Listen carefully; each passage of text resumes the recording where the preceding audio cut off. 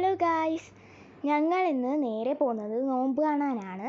So അങ്ങനെ ഞങ്ങൾ ഗേറ്റൊക്കെ പൂട്ടി ഞങ്ങൾ നേരെ നോമ്പ് കാണാൻ അങ്ങ് പോയി. ഫസ്റ്റ് തന്നെ പോകുന്നത് അപ്പയുടെ വീട്ടിലാണ്.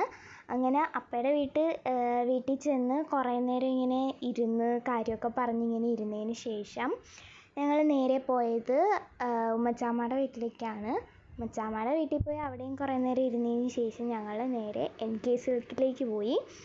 അവിടെ അത്യാവശ്യം നല്ല സെലക്ഷൻ ഉണ്ടായിരുന്നു. എനിക്കൊരു ഡ്രസ്സ് എടുക്കാനാണ് പോയത്. നല്ല സെലക്ഷൻ ഉണ്ടായിരുന്നു.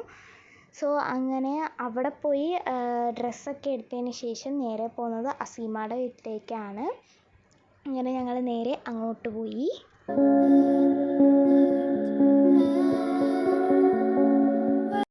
അവിടെ ചെന്ന് കുറേ നേരം ഇങ്ങനെ ഇരുന്നതിന് ശേഷം ഞങ്ങൾ വെളിയിലൊക്കെ ഇറങ്ങി ഇങ്ങനെ നടന്നു.